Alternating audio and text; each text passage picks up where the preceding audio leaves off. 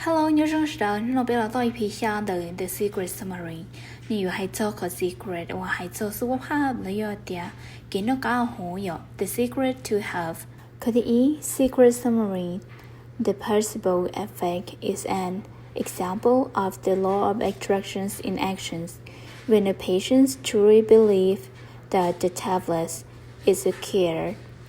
he receives what he believes and is cured.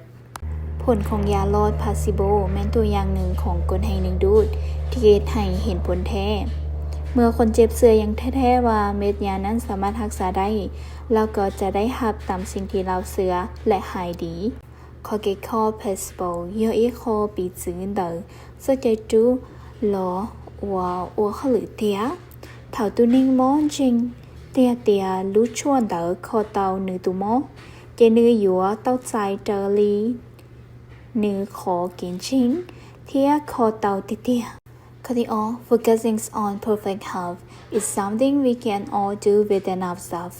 despite what may be happening on the outside การโฟกัสใส่สุขภาพที่สมบูรณ์แบบเป็นสิ่งที่พวกเขาทุกคนสามารถเฮ็ดได้ในตัวของเขาเอง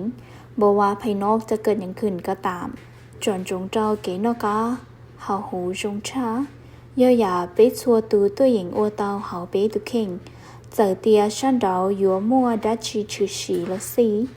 Có thể bay, laughter attacks joys, releases negativity, and leads to miraculous cares. การยิ้มหัวดึงดูดความสุขปล่อยความคิดลบและนำไปสู่การรักษาที่น่าอัศจรรย์เกล้วนซีจูเก๋จงเชียหลอจอเก๋จีจงเต่าหมูเทียโจเตาเก๋คอจงอย่าจีจงจริงข้อที่เปล่าDisease is held in the body by thoughts, by observations of illness, and by the attentions given to the illness.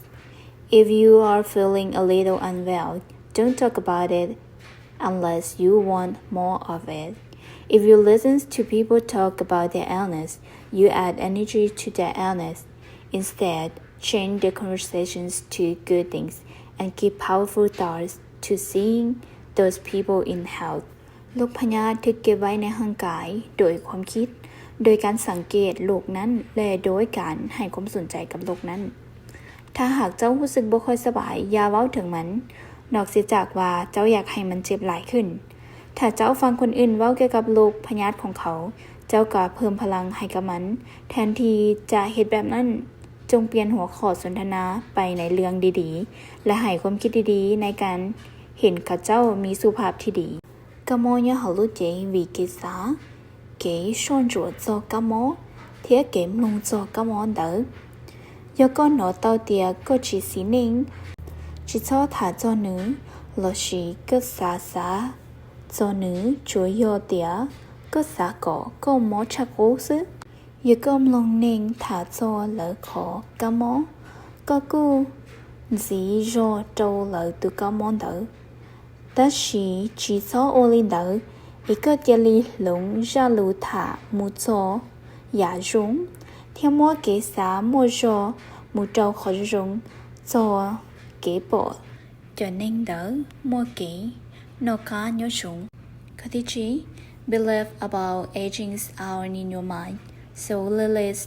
those thoughts from your consciousness focus on health and eternal youthความเสื่อเกี่ยวกับการแก่มีอยู่ในใจของพวกเขาดังนั้นจงปล่อยมันออกไปจากจิตสำนึกโฟกัสใส่สุขภาพและความนุ่มแบบถาวรเก่งจริงซอเก่งเหล่ายิ่งมัวเนื้อเหาไปรู้ลึกย้อนลีเดอร์อยู่จู่โตจอขอเกสานเดอเตอมูเดอก็รู้เสียหมูจนจงเจ้าเก๋นอกกาหาหูเทียเก๋หลัวหมูอีทีซึเจ้าDo not listen to society messages about disease and aging. Negative messages do not serve you. อย่าฟังข่าวสารจากสังคมเกี่ยวกับโรคภัยไข้เจ็บต่างๆและการแก่ข่าวด้านลบๆบ่ได้ช่วยอย่างเจ้าได้เลยจิชอมลงเตลูเดอเจโจหายโซเกโมเทียเกเหลาเขาลูชิรงเดอยิ่งป้าชิโตก็ได้จิลี